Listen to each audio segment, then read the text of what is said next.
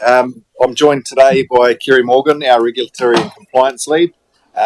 He provides overall insight with his team on our internal operations team that's sitting across Three Waters and solid waste for quality, but also ensuring we comply with all of our numerous consents across those activities. You'll hear today a detailed lesson on the science and the testings around drinking water supply. So on that note, I will hand over to Kerry to introduce himself and lead us through the slides. We will structure it around really our four areas: source, the network, and the like. So happy to pause on each slide and take any questions. So yeah. Cool. Tēnā tātou katoa. Ko Kerry Morgan, taku ingoa. Hey, Māori. So for those that don't know me, I'll just give you guys a quick back history. Grew up in Levin, moved to Wellington for doing study at Victoria University, back to Levin and 10 years educating at Waipiu College as a chemistry teacher, and then joined HDC last year, about 12 months ago. So pleasure to be here and deliver this PowerPoint presentation to you guys today. So the purpose of today is just to provide a summary of our annual compliance report. That was done towards the end of February, early March, and delivered to Te Mata Arawai and senior leadership here at HDC. And that was a really good exercise and gave us a nice kind of field of view over our priority actions coming up in the next 12 months. So starting off with source water, generally very compliant overall for Levin, Shannon and Tokomaru, and all those supplies are fed by the rivers and waterways leading into those townships. With Foxton and Foxton Beach area, those were non-compliant due to a series of false positives which happened about roughly every 6 months. So what we're having is on those sample taps attached to the top of the bore source, they were unprotected and leading to one coliform bacteria roughly about every 6 months, which was resulting in our non-compliance within that space. So within source water, the audit actually outlined a series of really good improvements that we can make. Primarily, if we have a severe weather event, we need to get out and do some ad hoc kind of in-the-moment testing.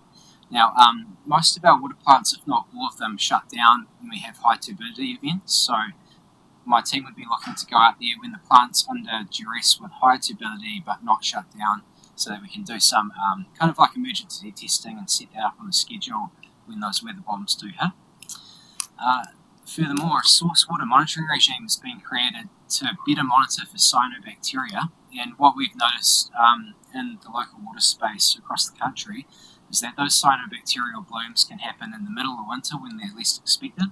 At the moment, we do observation within the riverbed itself, and improvements in that space will be around measuring the compounds within that cyanobacteria on a regular basis, so that when those severe weather events do happen, we can kind of more assure that the water is safe and that we can monitor the risk of that cyanobacteria coming through.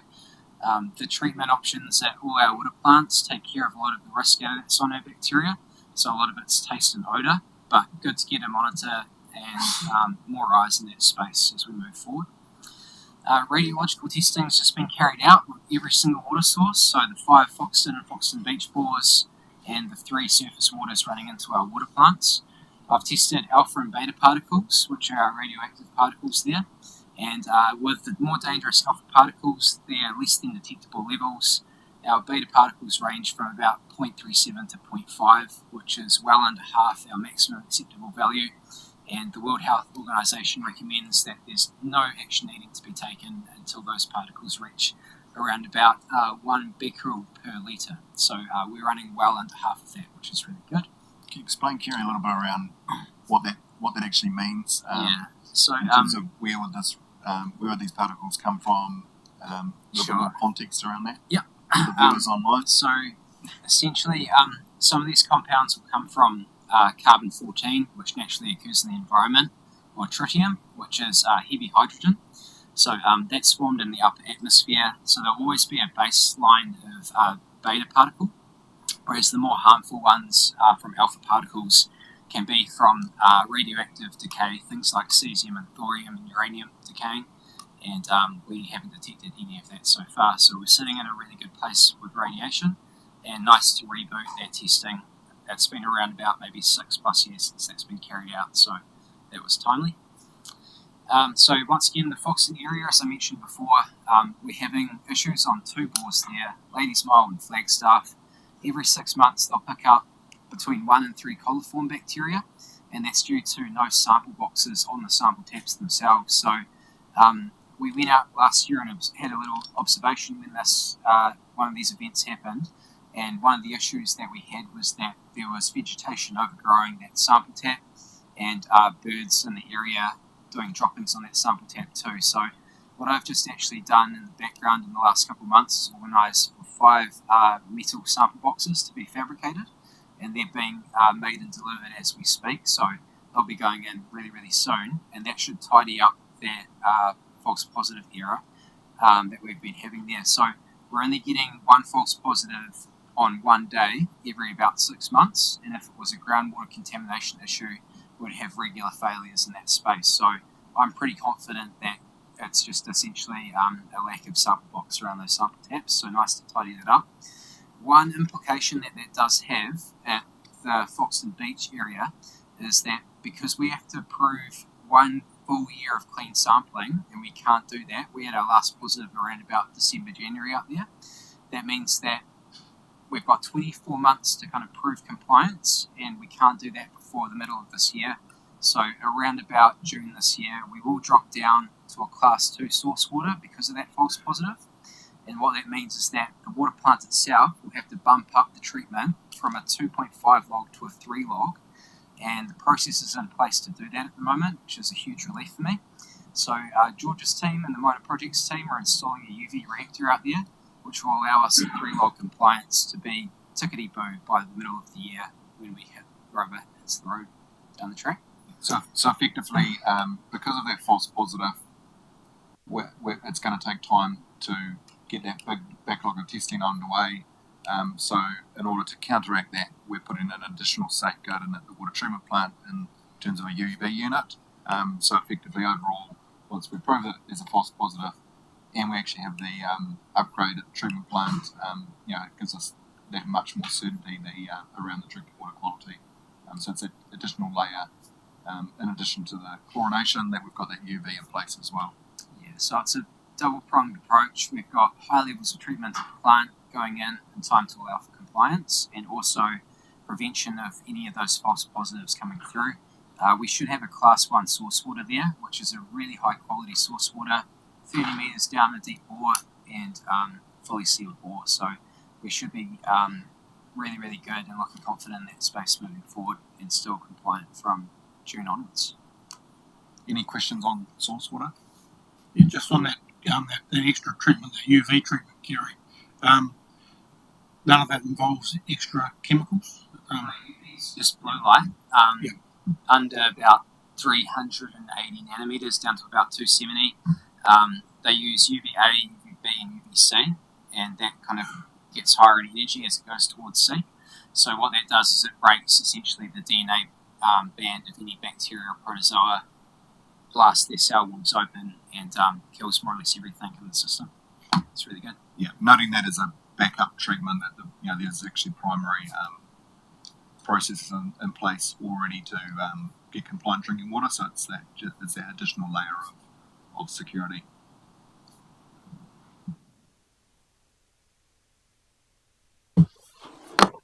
Okay, so throughout every water plant, we've got general rules. They're roughly around about more the physical infrastructure and having those calibrated and maintained on a regular basis. So my audit found a few areas where we can form improvements. So on large hose fittings and sprinkler systems throughout town on larger buildings, we have a backflow prevention device called an RPZ or a DCB. These must be serviced annually, and last year we were not compliant. So the program was built up and is now underway to allow for compliance, with over half of those critical backflow devices serviced in last month alone, which is really, really positive. All backflow devices throughout the region will be resurveyed post that works for assurance, and the project goal is on track for completion by the end of the financial year. So we're in a much better space with those critical backflow devices than we were, and we should be good as gold by the end of the financial year to have those all serviced. Furthermore, suppliers. So all of our 5 water plants, they need to be registered with the regulators. At the moment, they have expired, so they were registered in around about 2023. So last year, they went out of expiry due to they need to be kind of updated every year to be compliant. Part of that work involves remaking the source water management plan, which I'm currently underway and on track to do in the next month or so, and upgrading the drinking water safety plans as well, bringing them in line with the cyanobacteria testing discussed before and current legislation. Lastly, annual reporting was 9 working days late. Most of the reason for that was there was a lot of manual auditing process, so I can do a large data pull from our main lab, but for those Foxton bores, they need 36 days of testing every time they fail, followed by 12 months or 53 weeks of weekly testing. So all of that testing gets done in central environment labs and actually had to be added line by line, which slowed down the auditing process significantly. However, we did save $27,000 opting for the manual audit over a one-click solution, and the power of that was not only cost saving, but it gave us a much deeper understanding of where the gaps were within our 3 waters infrastructure system, or more specifically the drinking water. So it was a little bit late. Taumata Arawai, the regulator, were communicated with regularly before, during and after that deadline, and we've got a really healthy working relationship with that regulator, and we have a system in place, schedules and deadlines to meet, that they're aware of where we can re-register those suppliers. So that strength in that relationship is really assisting us in that process. You said, and that's just another example of where in the past we have contracted out or provided consultant services for a number of these areas, and it's taken time bringing these activities back in-house. But the benefit and learnings, as we go and restructure, that regular, the registration and the new source water plans, we actually own that. We have an internal improvement plan. We link that with all the other work that's happening in the quality and the operations space to link in the operators. That we're starting to see the benefits of all of that investment, knowing that that some of the timeframes perhaps haven't landed ideally. It's been probably in some ways a little bit more work than in some of these areas than when we expected, given what's been uncovered. But the beauty of that is it's provided us an opportunity to go and start to remedy those and get really good systems and structures in place. So certainly sets us in a good place for the next 12 months and our program to continue improvement in that compliance space. Yeah, so coming in-house, we've got far higher levels of compliance than we did have, and kind of high quality of assurance of the product that we're supplying in terms of drinking water. So at the treatment plants, they have treatment rules. They've got chemical rules and calibration rules for all the hardware. So we're largely compliant in all areas across all water plants, but what my audit did find is that the monthly testing at the water treatment plant itself in Tokomaru didn't exist. So this is one of the gaps that potentially happened under the last working relationship that we had before we moved in-house. I recreated that sample suite and scheduled that monthly for compliance to just assure that our treatment T3 chemical rules are good to go in that space. Within the membranes that exist at those plants and the filters, and the UV kind of like requirements and the chlorine contact time of the treatment reservoir itself, those all kind of combine to create bacterial and protozoal compliance rules, and they're largely managed by infrastructure data's dashboards, so it's all online and monitored 24/7. It's generally compliant and evidenced against, and should it go non-compliant, it's largely due to a shutdown in the water plant itself and gaps in reporting due to that shutdown when there's zero flow.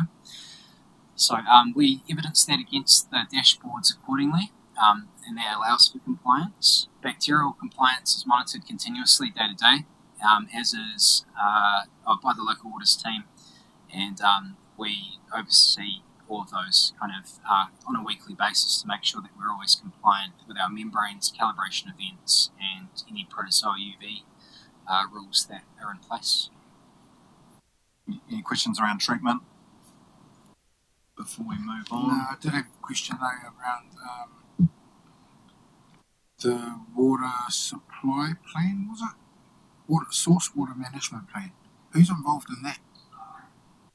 Yeah, who else? Being rewritten, and at the moment they're formed in part of our drinking water safety plan. So it's all one document at the moment and about to be pulled out into two, and they're both being remade, augmented and improved at a high degree. So a lot of the science testing that I've been doing in the last month or couple months is going to be going into that. And the main changes are roughly three. So a high level of cyanobacterial testing I've improved at the moment, and the other two are bringing in line the current legislation to kind of quote, say, the Drinking Water Quality Assurance Rules of 2022 and the New Zealand Drinking Water Standards. So just more or less making sure that if it's a 2014 or 2013 expired form of legislation, that it's all current, say, operators that work at HDC, they're all mentioned with names and contact details, and it's all pretty much current legislation or current documentation. So just modernising and augmenting and making it better. As a living document as well. Does a document like that ever have to go out to consultation, or it's just purely an internal mechanism? They should be reviewed every year, and what I'm setting up is a system to make that happen. So there's been quite the lapse since the last round of registration when the rules were new to today. So a large amount of improvements will have to be made in the cyanobacterial testing space, and it's more just to provide assurance. The biggest people that will be impacted if there's kind of anything in that regard would be those on dialysis. Just they need that good supply of clean drinking water, and our plants would give that to them with our carbon filters, chlorination, and the UV systems. Is just making sure that should there be a system failure at the plant, there's no risk in the source water at the time, and just assuring that process is fine. Sorry, reported directly to the Ministry of Health and things like that. Are iwi partners updated on these types of activities and where they land? We keep a list of all the patients on dialysis in the region, and we keep that up to date as well, which is part of the safety plan. But furthermore, all of our testing gets overseen by the lab, the regulator, and additionally the Ministry of Health. And I'm happy to share any testing to iwi partners and stakeholders, absolutely, community members. No worries. It's possibly a good suggestion that we could raise at our next consent compliance catch up with iwi partners. Just explaining a little bit more around the process for those water safety plans. Certainly, thinking back to 2022, there was a real significant project and push to get those former plans set up because they looked quite different prior to that in the drinking water compliance. So we obviously did a lot of work at the time, but now it's about making improvements and embedding a process for continually updating is where the focus is. And I suppose this will be considered and included within the water service plan for local water done well. Is that all part of the package that goes in that space? It's a little bit different. This is more around quality compliance, whereas that service delivery plan is possibly more focused at a higher level around assets, sustainable delivery, and sort of over the longer term. And I would assume that these things are in place, obviously. Well, I just say that because you almost see there needs to be a marriage anyway. I mean, if you've got an external party looking after water delivery and water services, then we need to ensure the standard we're setting in council is consistent with the standards that we're being asked to deliver. So,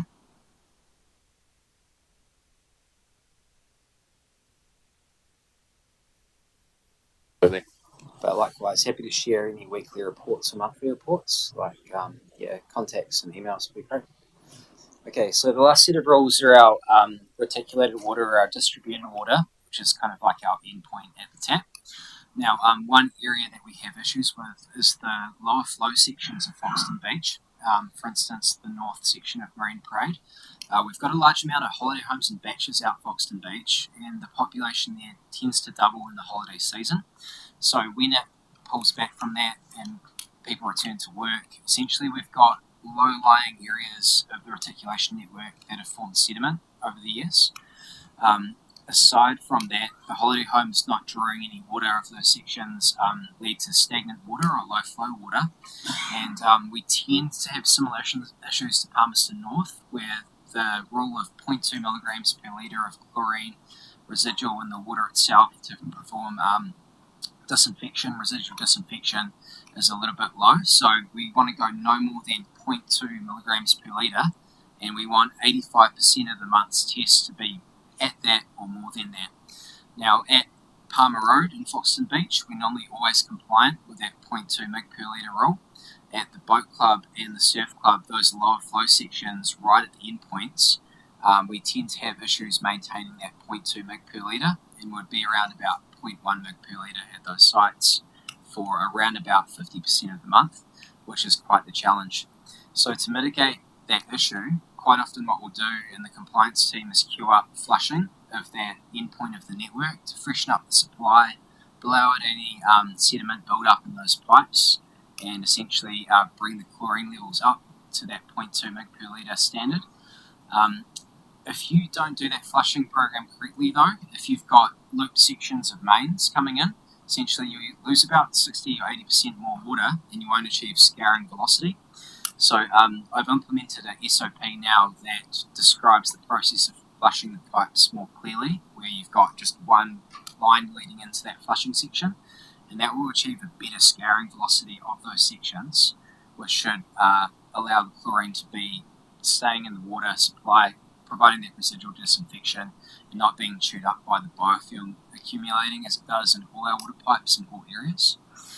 Second to that, we can actually commission a flushing truck. One's based in Wairarapa, and essentially what they do is that they inject high pressure, high velocity water into small sections of the main to clear it out, and Palmerston North has just had that in place. Many parts of the country have trouble meeting this rule, and Palmerston North, especially with their bore water high in manganese and a bit more colour in their water, tends to struggle to meet it. We network in a compliance team over the larger area, and I've got plans in place to try to queue up that truck. There's only one in the country, and different regional councils and city councils are using those at the moment to freshen up their supply and really scour those lines to a high quality. So that's kind of one thing on my radar at the moment, and one thing that I'd like to improve out at Foxton Beach specifically. All other areas and all other towns have no problem meeting that 0.2 mg per litre rule. And the slower flow sections, we can do things like loop them and connect them as we expand our infrastructure in those areas, which will really help. So it's more dead ends and slow flow that are the issues on our network there. So it's not like we can just simply tip more chlorine in at the treatment plant, because we end up with a situation of having too much chlorine in the system. So what the challenge is the rule around 0.2 is just to ensure that anywhere in the pipework at any time we've got chlorinated water that enters the system fully compliant. But we know that if something was to happen, if there was a pipe burst and there was a drawback of water into the system, that there'd still be enough residual chlorine within there to kill off any bugs. So it's a safeguard that there's chlorine within the network to account for anything else that may be encountered, knowing that the network is clean, but it's just the fact that we need to have that residual chlorine. So in addition to that, the UV is where we can have that higher level of confidence that everything that leaves the plant is up to the highest standard possible. And obviously the flushing regimes we've talked about is a measure in action, knowing that this has always been a challenge, and across the country some of these, particularly on dead ends, and as you get towards the end of the network, can start to get to a point where the chlorine's dropping out as it moves through and it's chewed up by anything it encounters. Guys, given that particular issue you're talking about now, what would the effects of that be to the user, the occupants of those properties that might be affected in that small areas you're talking about? Is there any actual effects that they would detect, taste, colour, odour, whatever, or is it just simply a scientific chemical type issue? Yeah, over time, and like say from the foundation of the water supply network at Foxton Beach, you will have coagulant and flocculant still in the water, and that will cause kind of like your manganese and your iron to precipitate out into solid and maybe foul up the bottom of the line. Within that, they call that a biofilm accumulation, and that's the thing that will chop the free chlorine. When we flush, we'll clear out most of that, but once again, you've got to reach scouring velocity. So over time, one of the issues Palmerston North is facing is like that classic ring in your bathtub that forms. You might need to scrub your toilet a bit more, or clean out your heater tank like maybe annually once every year, and that's just because of the dissolved minerals kind of precipitating out into solids as they accumulate, and it's just kind of best practice. So one thing is we will receive a few complaints around like getting, say, rings around the bathtub or people trying to clean their toilet. The water's still safe there, and regular flushing allows that residual chlorine to still be of suitable kind of level. So I'd definitely like to see it above 0.2 or at 0.2 more often, and scouring with the correct velocity and cleaning out those lines with the correct truck would be of huge benefit in that space. But to answer your question, there wouldn't be a discernible impact on the resident. If it had too much chlorine, obviously there could be a taste issue, but at this point, when we get to the end of the line, we actually do want to have it close to 0.2. It's just that it's tipping just over the other side of it. So yeah, no discernible impact from this particular compliance issue. Okay, Tokomaru last year was non-compliant due to the Plumbo solvents issue, and essentially Capital Works there post the issue resolved that very, very quickly. So the water there was sitting at a pH of 5.9, so it was a weak acid, but it was soft enough so it didn't have enough minerals dissolved in it, plus it was a little bit acidic, which meant that anytime it hit, say, brass or bronze kind of connections at those sampling end taps, it was actually dissolving a little bit of that copper and lead and zinc that we saw in our drinking water supply last year. Once the Capital Works was switched on and the pH was returned to a more neutral state of 6.8 to 7.2, I noticed an exponential decrease in those dissolved heavy metals in the water supply there. So that capital project did marvellous things for Tokomaru's water supply in terms of making it far more neutral and stopping any electrolysis happening at the endpoints on those brass sampling taps. So that's quite a common issue nationwide. I spoke to a scientist called Professor Alex McAlpine in that week, and all his advice was around essentially similar to mine, making the pH far more neutral. And during the testing, we did see the lead, the copper, and the zinc fall off a cliff in terms of its chemical concentration and return to what I would consider far more normal levels of those metals in our water. So that was good to see. And the capital upgrades would exponentially reduce the risk of this occurring again. So that was a really big benefit for Tokomaru. Foxton Beach had the bacterial issue in October, which was an E. coli at the boat club. That happened during the equinox winds, which is a real challenge to essentially stop any dust or bird fecal matter or droppings from the estuary there blowing up onto that exposed sample tap.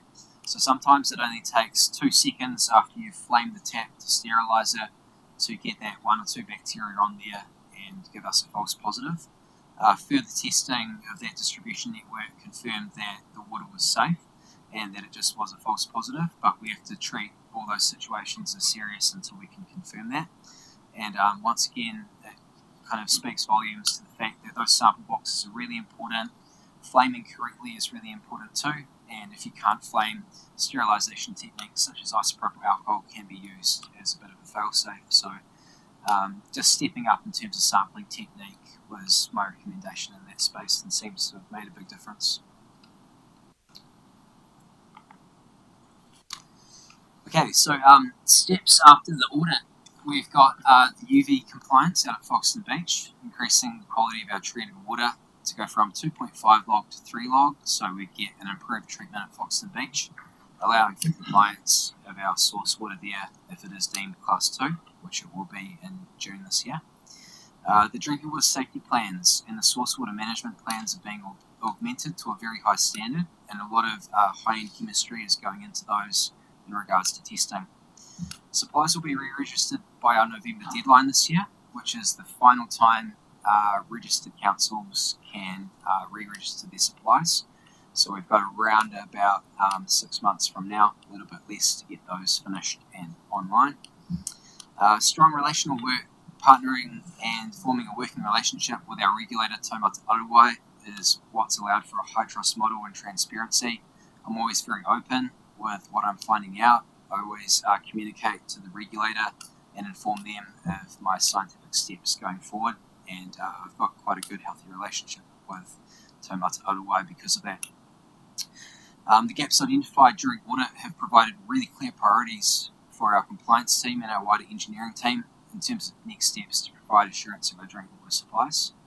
And the manual audit process is of benefit. It's cost saving, and there's lots of manual input of data. It's around about a couple of weeks of hard yards to get that collated, but it means that next year we've gone through this process once, we're far more ready to meet that reporting deadline, and we'll keep looking at saving money for the council to do that manually, because I believe that deeper and more introspective data can be pulled from that process. Questions? Not really a question, but just a comment. I guess this whole process, and we've obviously had a few glitches along the way, but I guess it's all learning. Like, it's pretty cool to see, obviously bringing things in house, and even I suppose probably for me looking at the Tokomaru issue, it was pretty cool and comforting to see the result, and obviously the depth we've got within our waters team now. So I think it's it's pretty commendable, and great work, because it is quite a challenging sort of environment, right? Is it fair to say that your work is kind of focused on two parts, which is some physical work, so physical stuff works like the sample boxes and that kind of thing, and then the second part, which is around documenting and updating the documentation of how we will comply, how we will do our audit testing, all that kind of stuff. So actually capturing and providing instructions or checklists and a kind of a how-to guide to the people actually doing the testing. Is that kind of a fair summary? Like, that's two. But aside from the drinking water supply space, I've also got the environmental monitoring for our wastewater and irrigation sites, and the same thing for our solid waste. So I'm across a lot of the infrastructure within the council, and essentially there's a lot of hard yards and graft that go on. I've got a growing team, and it's a growing space with essentially Taumata Arowai just have our drinking water standards at the moment, but we're about to get hit with our wastewater standards as of June or July. So that's going to be another layer of compliance that we need, and then there'll be stormwater as well. So at the moment, you can throw in the consenting application into my field of work as well, and oversight of our consents. So yeah, I'm across quite a lot. Yeah. And the benefit of having that structured in-house sampling regimes is we are quite easily able to branch out. So we've done some work around Lake Horowhenua, where we've really upped our game in terms of the level of testing. But we've also taken a step further where we've implemented a downstream defender. We're able to do upstream and downstream testing, but you can only do that when it rains. So rather than having to rely on a third party to coordinate this, Kerry and the team can jump in the truck, drop tools on something, get down there, get an upstream and downstream sample, and in time we'll be able to start to gather that data that will help inform better decisions on other infrastructure investments. So yeah, it's sort of quite a broad remit. Drinking water is obviously a key focus, but yeah, there's certainly quite a broad compliance and regulatory consenting space that's starting to build momentum around how we manage all of those activities and the relationships we're starting to form with iwi partners around that consenting space as well. That's proving benefit from managing those activities in-house.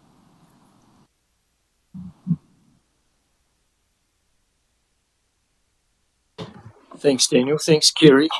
Yeah, look, if there's nothing that gets a community uptight at times, it's the quality of the water, isn't it? And there's many judges out there in terms of what that is. So to have real reliable data and information is really critical, and we can tell the right story in terms of that. But we've seen over the years that different councils have had some real issues with their water quality. So to know that we're on top of it and making sure that we're compliant is really good. Cool. So yeah, great work. Keep it up. Thank you.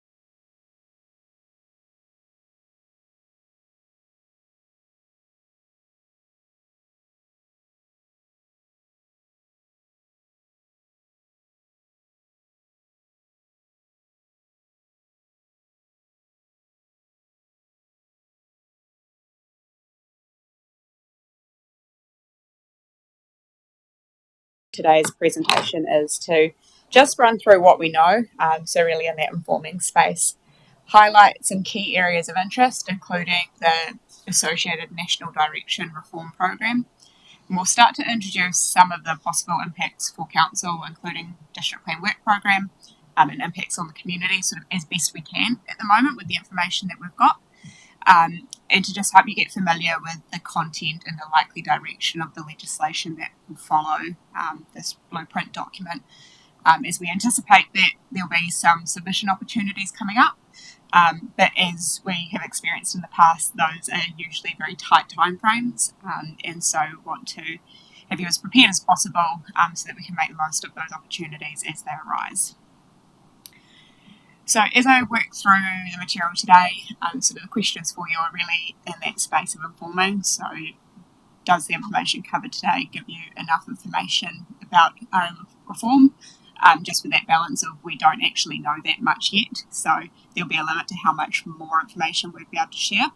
And as we get to the end of the presentation, any risks or red flags that you might have in your mind in relation to the existing district plan work program.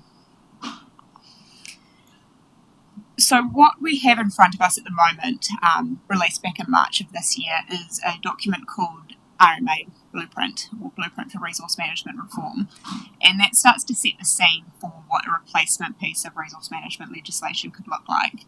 It has been prepared by a group called the EAG, the Expert Advisory Group, and Cabinet so this group, the EAG, made a number of recommendations based on the principles for reform that they were given by government, and Cabinet have then taken a position and given some recommendations on the recommendations of the EAG, and so that material combined gives us something of a steer about the content of new legislation, but there isn't any legislation currently drafted, so we don't have a bill in front of us to review at the moment. We just have this document, the associated Cabinet papers, and then a summary of sort of recommendations that Cabinet have released based on this document here.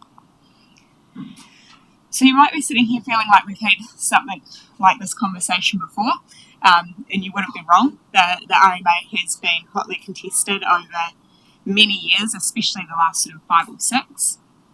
And so what we can kind of take from that is that there's general agreement from both sides of the political spectrum and within the planning industry as well that the RMA isn't fit for purpose and it needs significant rework or replacement, because it's too slow, it's too complex, it's too litigious, and it's not doing a great job of either protecting the environment or sufficiently enabling development.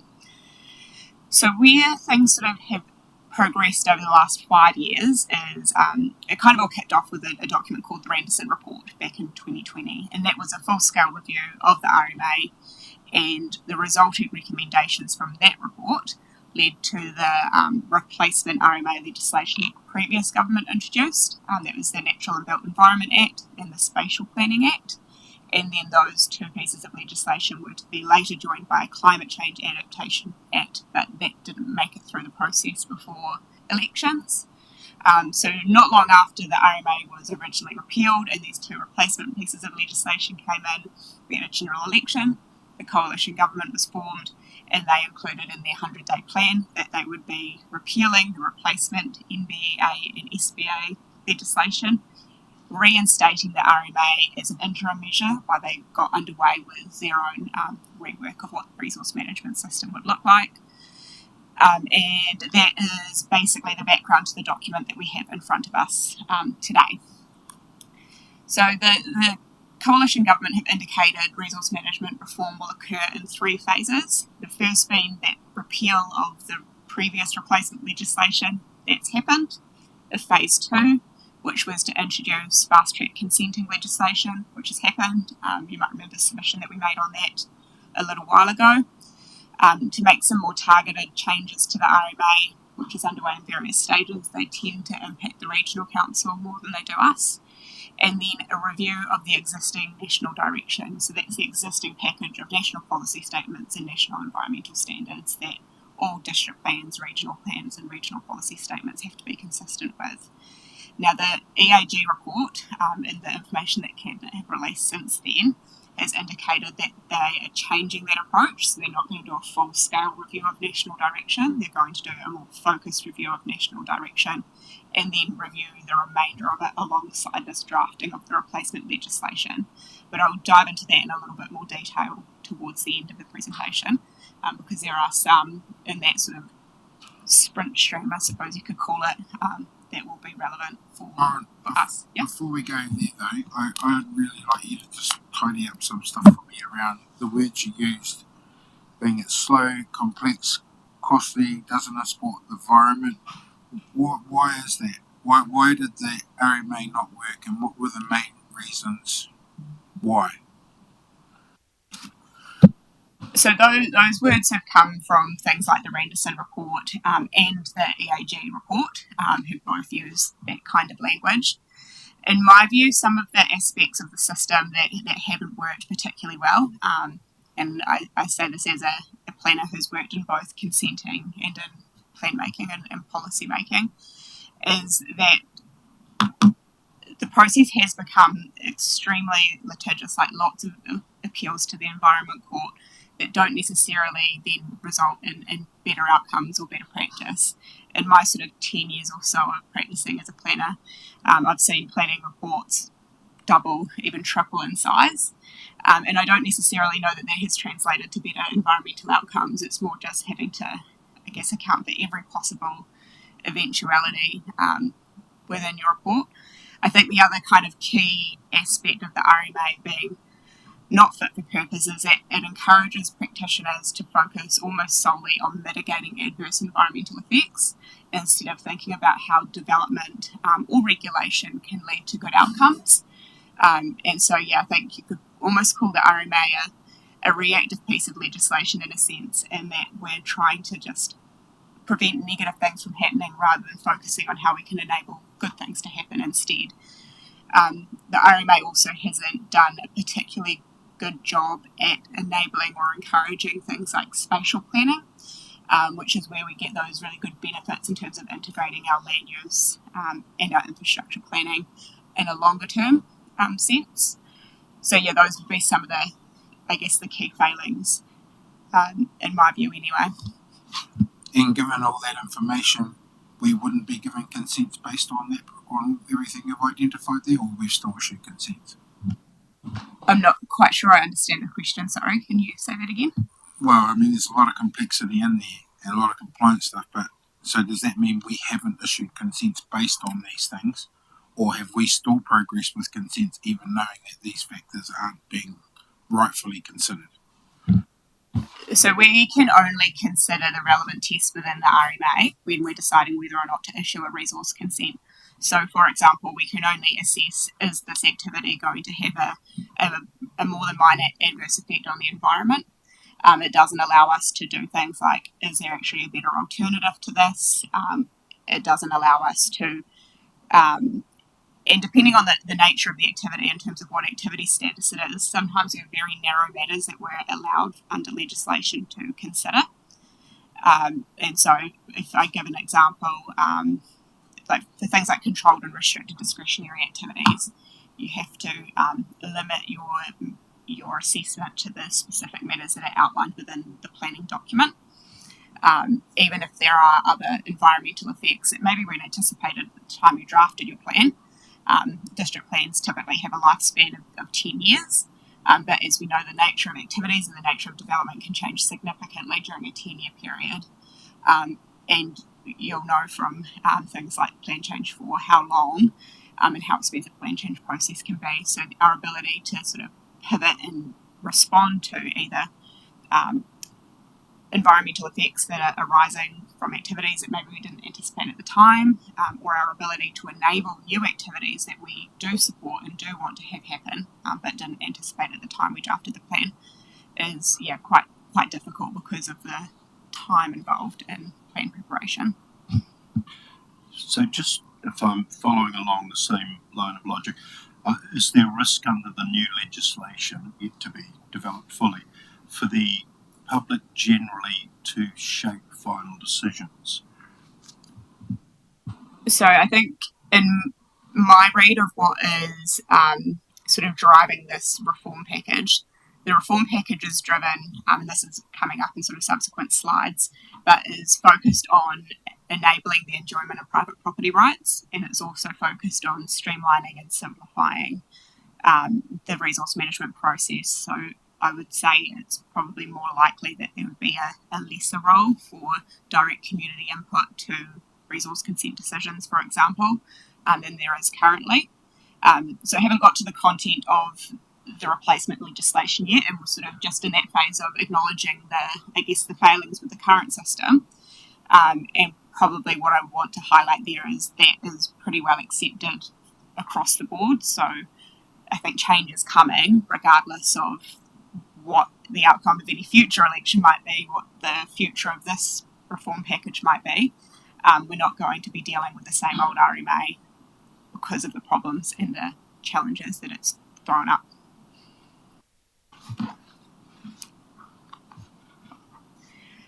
So to highlight what the key features or key goals for the new system are, this is a summary of those principles that the EAG were given when asked to draft a reform blueprint. And so first and foremost is around the enjoyment of property rights, second around simplifying and streamlining RM processes, so particularly things like resource consenting. The legislation is kind of directing more upfront work being done at the plan making stage so that there is less reliance on the resource consent process to enable activities to occur. There's also a narrowing of what is able to be considered an effect or an adverse effect under the new system. So at the moment it's relatively broad. Under the new system, they equating the term effect to a concept around externalities, so external effects and effects that are experienced beyond the subject site.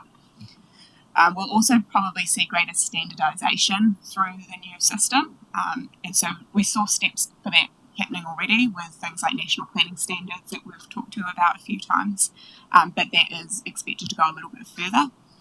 Greater focus on spatial planning and a greater use of permitted activity standards. So that's where you put in your district plan XYZ is permitted as long as you do A, B, C, D, E, F, G. And so we're being encouraged to take that approach more than, say, just saying you need a resource consent and you can prove to us in your resource consent application how your activity is appropriate. So the Resource Management Act is proposed to be replaced by two new acts, one called a Planning Act, which is mostly around the use of land, and then another one called the Natural Environment Act, which is about those more sort of natural environment and natural resources.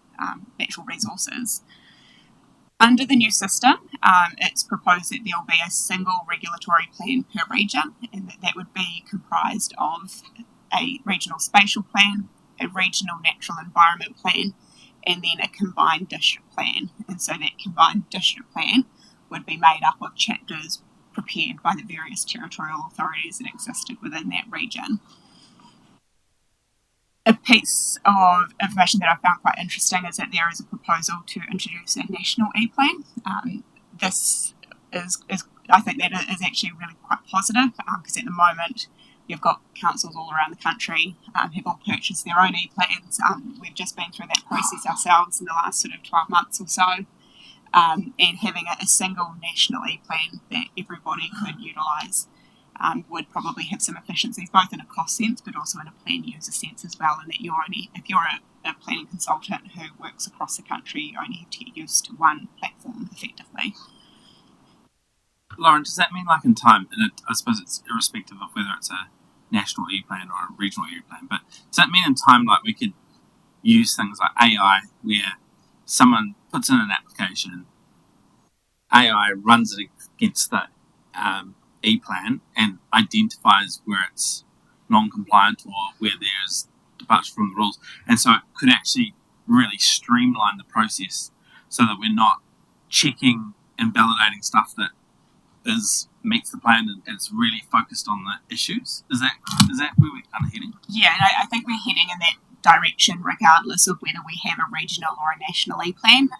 Like our e-plan provider is already working on technology like that, and basically it's sort of rewriting your plan as code effectively so that it can have that AI functionality and then allows the planner to focus on the things that only a human can do, and spend less time just looking at are you complying with the building setback from boundary standard, for example. Yeah, so yeah, definitely that sort of streamlining and efficiency with technology is a positive. But I mean that's a positive that would come regardless, I think, of what legislation we were operating under, just how the industry is moving. In terms of the process for creating these new plans, it's currently proposed that these new plans would be jointly prepared by regions and the councils within those regions, but with each territorial authority responsible for their chapter in the combined district plan. There will be a process for submissions in terms of establishing these new plans, with the submissions to be heard by independent hearing panels who will make recommendations, with local authorities to then make decisions. With there being that kind of two-layered approach of sort of the regional documents that will be determined by both regional authorities and local authorities, and then the other element being the district plan or the natural environment plan that would be done by territorial authorities or regional authorities respectively, it's likely that there'd be some kind of new authority or body established to manage that process. To give you a quick overview of the two proposed acts, as I indicated in the previous slide, the first one being the Planning Act, which is about planning and regulating the use and development and enjoyment of land, with the enjoyment of private property rights being a key driver, along with well-functioning urban and rural environments, along with a focus on spatial planning, and along with a focus on mitigating intolerable risk from climate change and natural hazards. I'll talk about effects and externalities a little bit more in subsequent slides, but there is a change there which I think will change how we assess activities, how we assess development, and as a result what we actually see on the ground. In terms of the second piece of legislation, the Natural Environment Act, that is about the use, protection and enhancement of the natural environment. Its purpose is around things like safeguarding life-supporting capacity of air, water, soil and ecosystem, protecting human health from contaminants, and has its focus on coastal environments, wetlands, lakes and rivers, in addition to outstanding natural features and landscapes.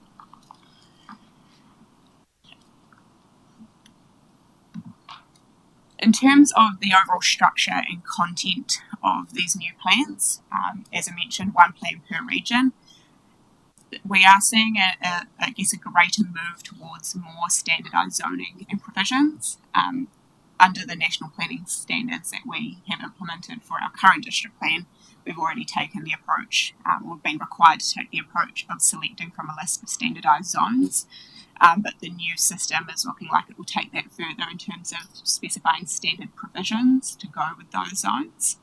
And if you were to depart from those standard provisions in your district plan or in your combined district plan, there is a proposal to look at using regulatory takings Now, regulatory takings are effectively where if we as a council introduce a piece of regulation or a standard that limits how individual X can use their land, if we're doing that in a way that is different from the standard zonings and provisions, that we would potentially have to pay compensation to that landowner to recognise, I guess, the impact of the regulation on their property and on their property rights.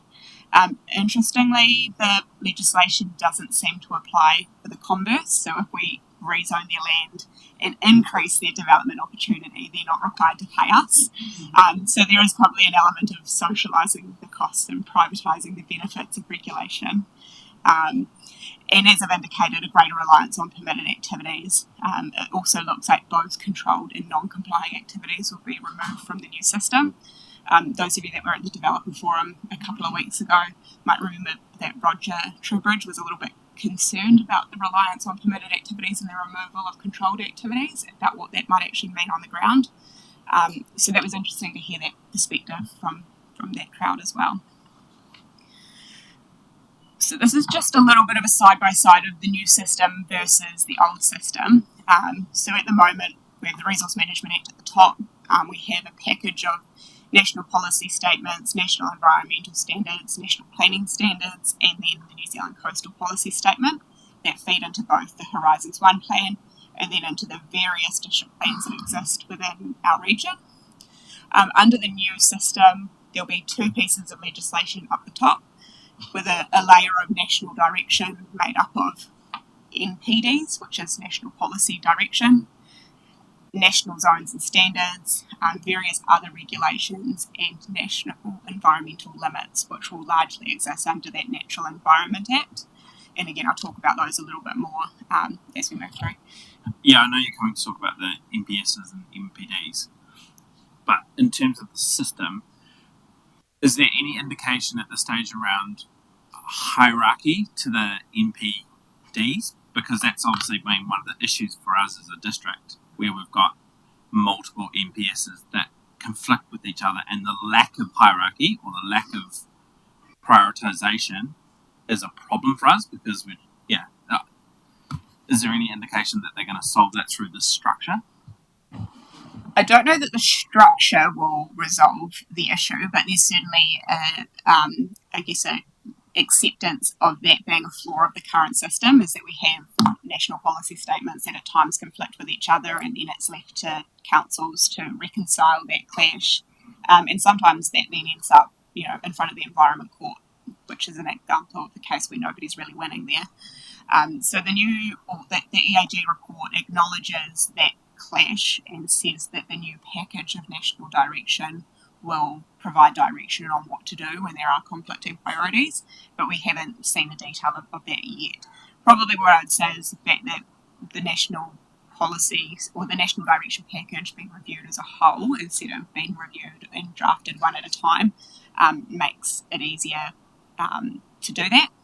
But yeah, I think there still could well be examples where there will be conflicting priorities, because things like the highly productive land and urban development, there's inherently a clash there, regardless almost of what your policy says, if you're not going to go as far as to pick a winner. So as it indicated, there will be a general narrowing of what can be considered an environmental effect, and the term that is beginning to be used in the discussion is about focusing on externalities and neighbourhood friction effects. So looking at things like noise, traffic, vibration, dust, the types of effects that are experienced beyond the property boundary. In particular, landscape and amenity effects are proposed to no longer be able to be considered as part of your assessment of activities, unless that area has met the threshold for either significant natural areas or outstanding natural features and landscapes, which is by nature of being significant or outstanding relevant only to quite small areas. So in practical terms, it's probably so this would mean no more telling people what plants they have to plant on their small 600 metre section in an urban centre like that, like in Wellington, or well, that would be an example of it, although I would say that we don't prescribe that level of detail within our district plan.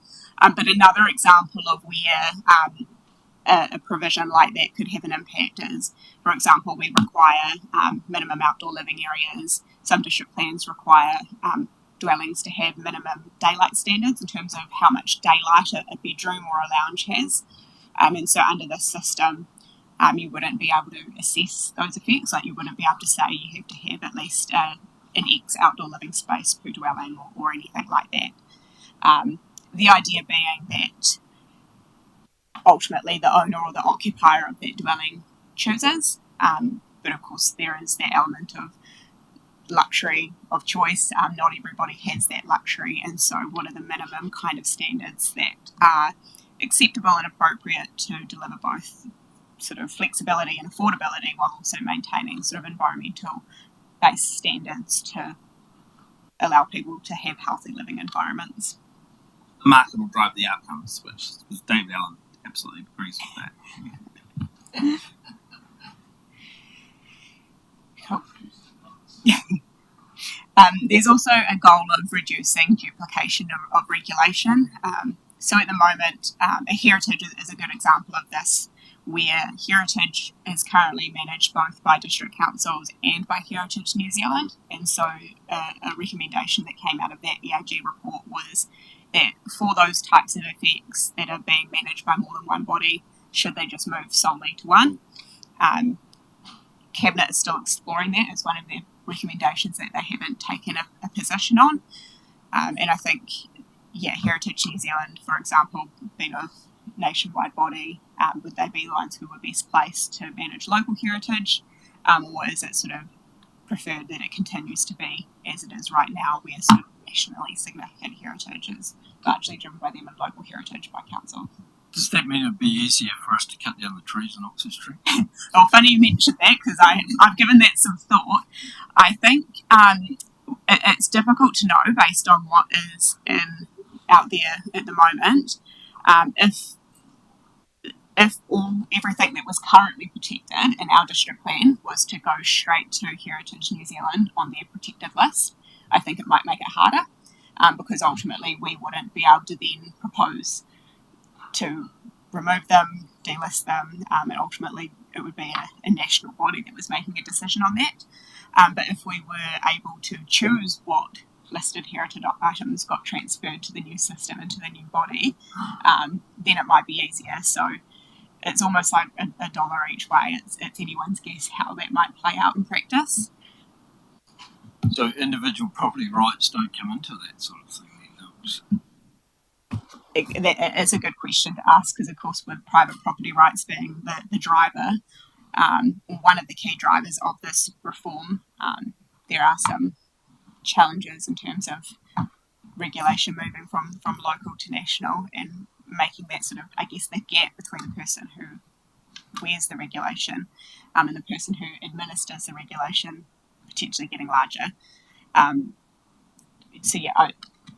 couldn't possibly guess whether it would make it easier or more difficult when it comes to something like the plane trees. The new system is also proposing to introduce environmental limits, and that would be for things like natural resources like water, for example, with human health and life supporting capacity being the driver for setting that limit. The current proposal is that those resources that were subject to environmental limits would be allocated on a first in, first served basis until the limit was reached. And then after the limit was reached, it would have to transition to an alternative system, and that could be a market-based system or a merit-based system. So ultimately, who's prepared to pay the most for the resource versus whose proposal, whose activity aligns best with the overall strategic direction of the region. In terms of Te Tiriti or the treaty, the EAG recommended that the replacement legislation retain the requirement that currently exists within the RMA to take into account the principles of the treaty. The Cabinet recommendation ruled that out and committed to do further work on a treaty clause that would recognise Te Tiriti or the treaty and the uniqueness of settlements entered into. The indication is that the system will be explicit in how Māori groups interact with the system, but we don't know exactly what that means in terms of what role there will be for iwi and hapu, and what a treaty clause of this nature would look like, especially for pre-settlement iwi. So that's really all the information that we have on that one right now.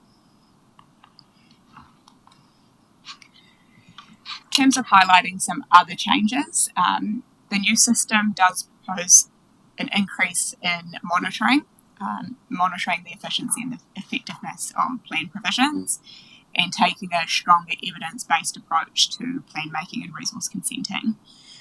This might increase short-term costs for both councils and developers, but is likely to deliver longer-term benefits.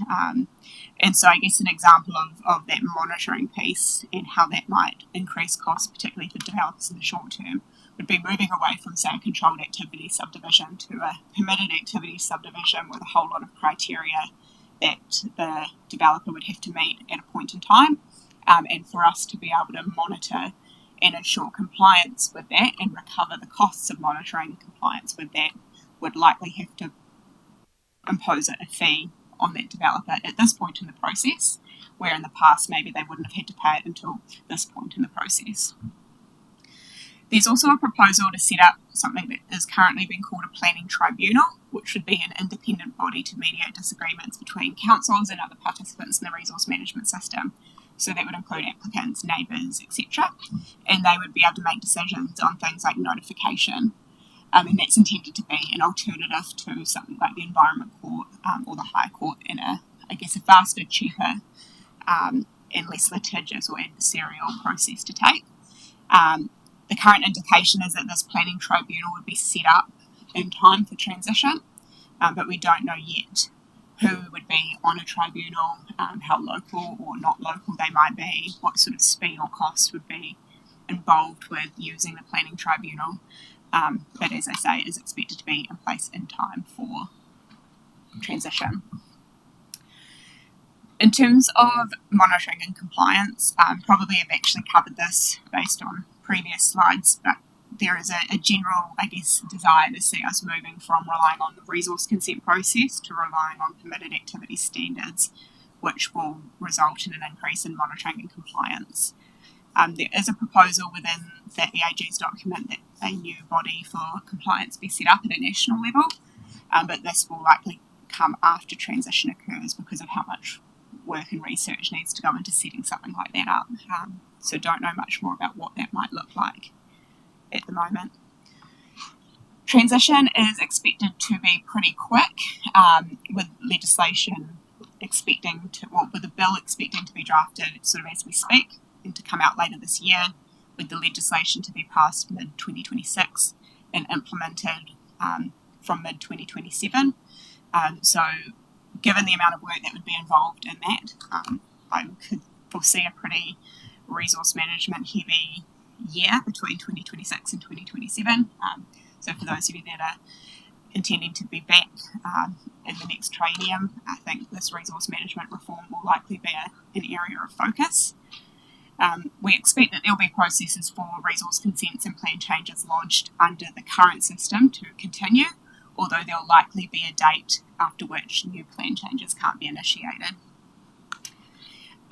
Interesting thing within the EAG report is that they are recommending that there be a pathway to deem existing plans and strategies or parts of existing plans and strategies as being compliant with the new system. So if you can sufficiently prove that your residential zone, for example, achieves what the new system intends it to achieve, which does deem that as compliant without having to go through a process. So it'll be interesting to see a little bit more about what that could entail.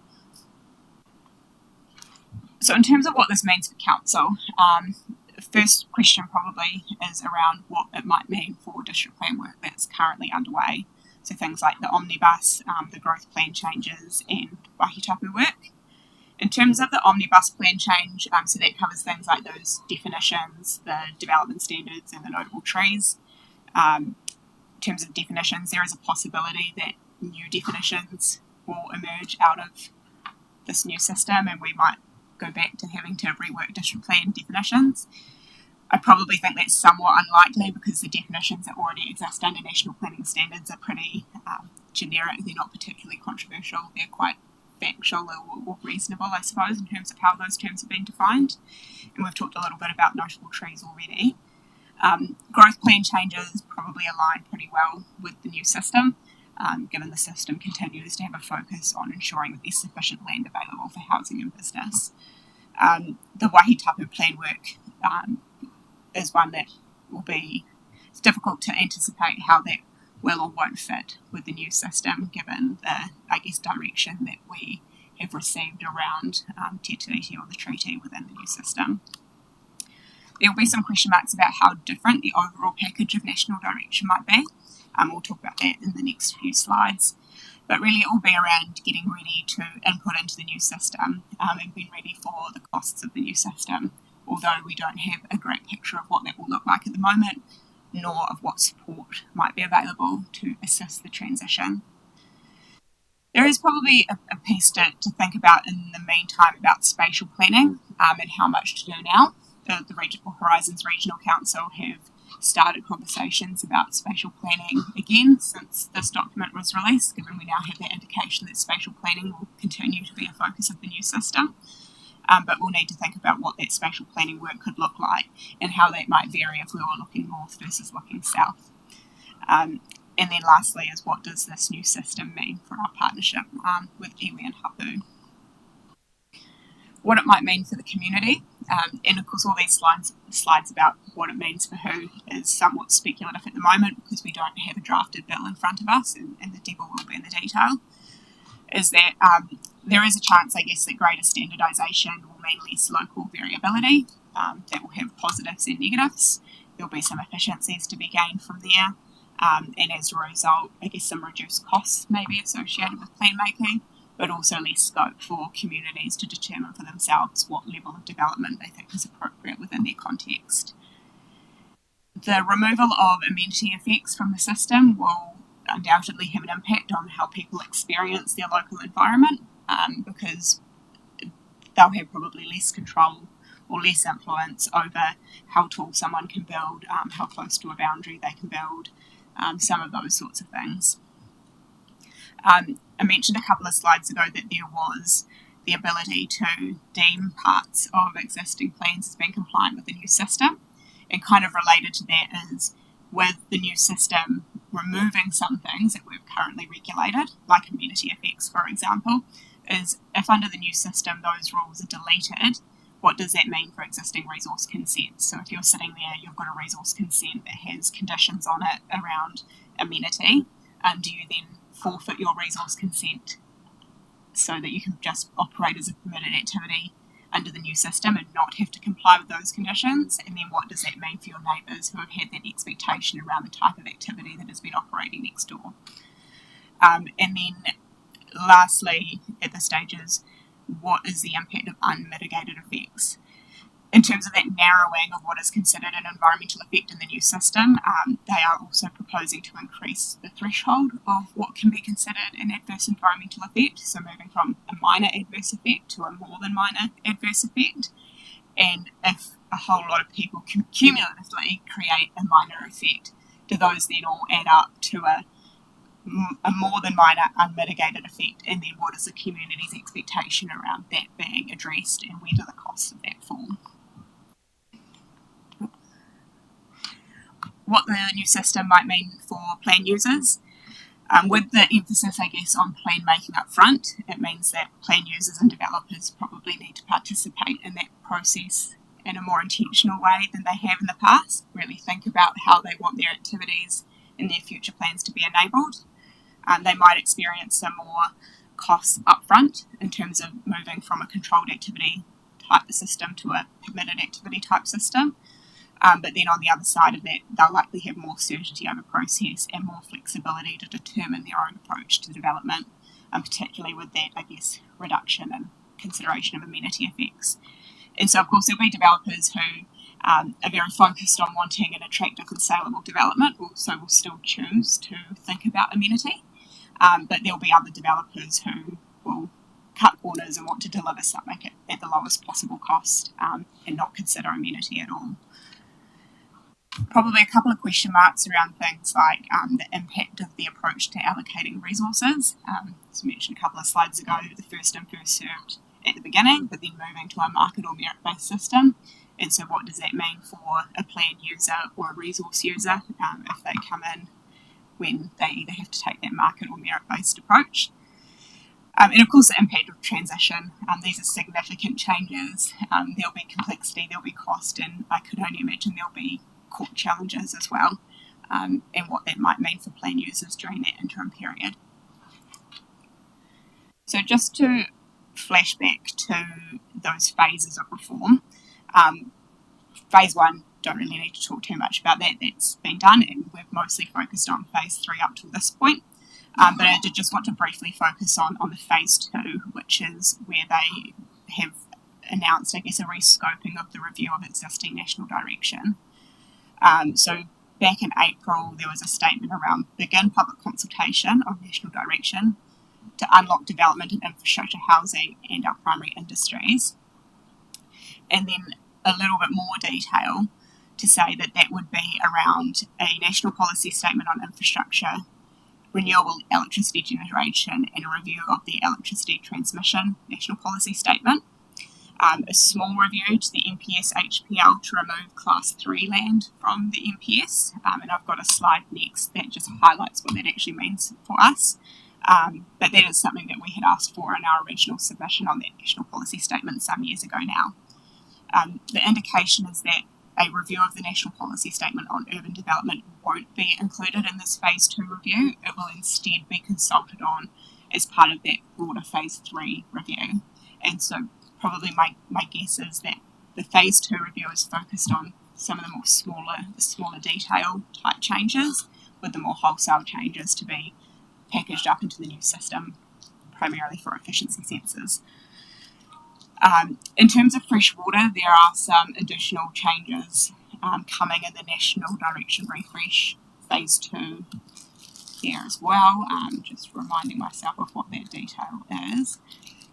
So a rebalancing of Te Mana o Te Wai within the MPS freshwater management, some review work to better enable vegetable growing and water storage, but the timeline for that document coming out for consultation has shifted. We were expecting to see a timeline of when the consultation would occur in March, but that hasn't happened yet. So it could be in any day now, or it could be some time away. And the indication is that work will continue on a national environmental standard for granny flats and for Papakainga. Just to highlight that Class 3 piece is, so the Class 3 land on this map is the sort of the brownie coloured bits, and then the orange blobs on top of it highlight where our growth areas are. So the removal of LUC3 from the MPS does unlock some opportunities in terms of those growth areas, although most of our growth areas were protected by having that status within the growth strategy anyway. So probably really what this emphasises is that our planning is sort of well aligned with the changes that have been made to the MPS HPL and in line with basically the outcome that we were seeking in our submission back in around 2020, I think it was.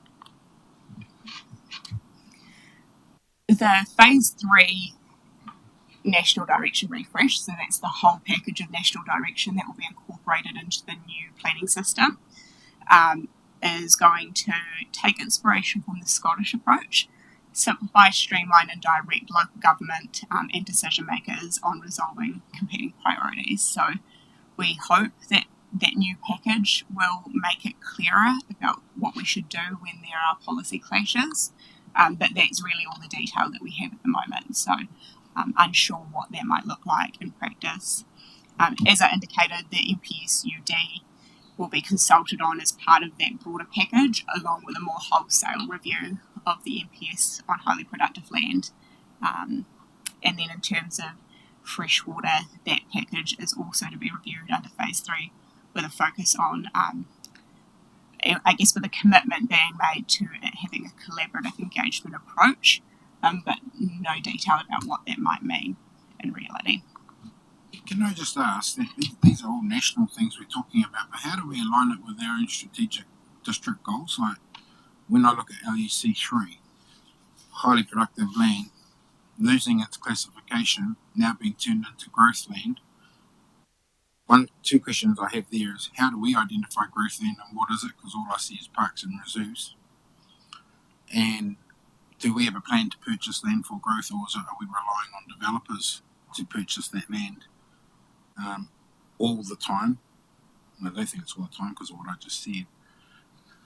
But how do we actually equate the loss of highly productive land in this whole process, like the actual physical ongoing loss of that highly productive marketable land for commercial use now?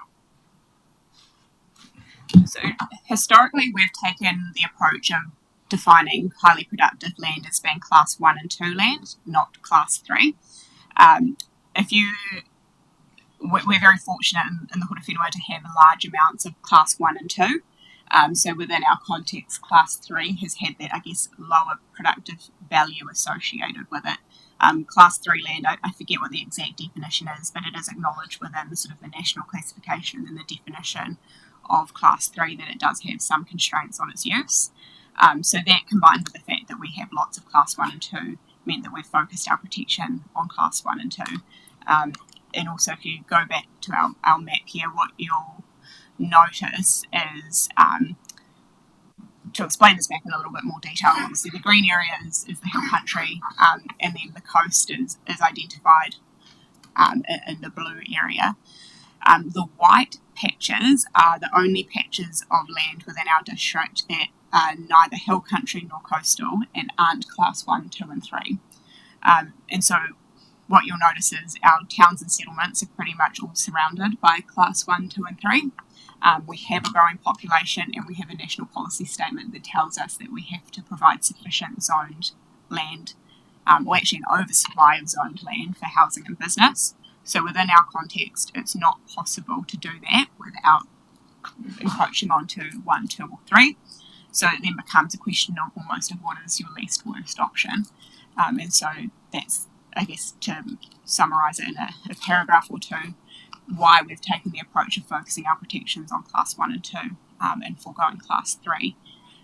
In terms of our growth areas, those are identified in the growth strategy, which was prepared in 2018 and then reviewed in 2022, adopted by Council. And that was adopted by Council shortly before the National Policy Statement on Highly Productive Land came out. And so was drafted under our version of highly productive land, being that focus on class 1 and 2. Yeah, I suppose my comment to this map is it's really clouded. It'd be good to see the map sort of broken up a little bit to understand those different layers of the land and the classifications, but also, is Māori land included in that? In terms of it, Māori land is included on that, so the layers indicate the land use classification. So the brown being class 3, the yellow, the lighter yellow being class 2, and the darker yellow being class 1, and then the green and the purple being land that is constrained by being either hill country or coast. But I can provide a version of this map with the legend on it, and one that you can zoom in and see in more detail. I'd personally like one to know about the rest of the table, but I certainly do.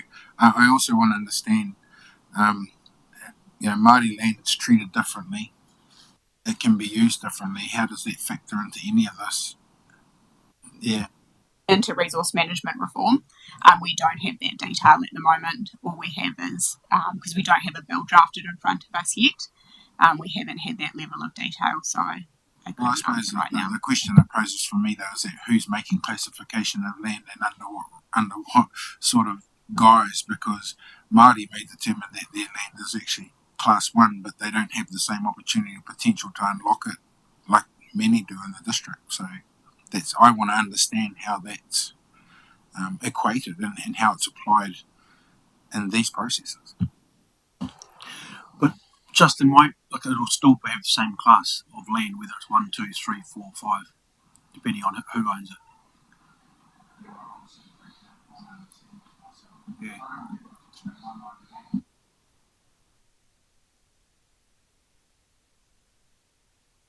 I could get to find that information.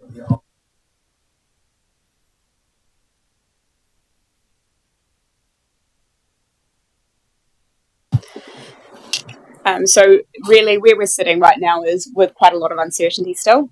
As I say, all we've got is a discussion document or a blueprint document in front of us, but we don't have a drafted bill. And the devil will be in the detail.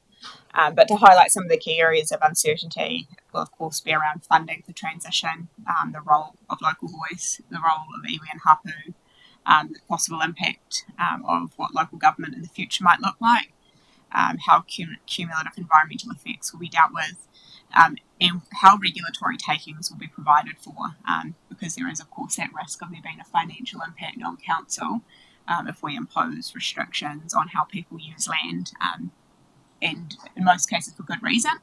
But ultimately, if that's going to come at a cost, what does that mean in practice? So to summarise, we are expecting to see the bills later this year, and with a consultation opportunity or a submission opportunity associated with that, probably in the second half of the year, and then with the bills to go through their parliamentary process over the sort of next 12 to 18 months. What we'll do next as officers is to keep you informed as information comes to light, and to make you aware of submission opportunities as those arise. But we are a little bit kind of at the mercy of others to know what that opportunity and what that time frame will look like. Any other questions? I'll do my best to answer with the information that we've got available to us at the moment. Cool, thanks for that. It's actually it's quite informative. I guess my question is around like the rural sector. Obviously, like I've been told sort of from up the chain that this will streamline a lot of the consents for land use, especially like so your dairy, where obviously you're needing a consent, and then I guess irrigation is the other one. That's quite a big one.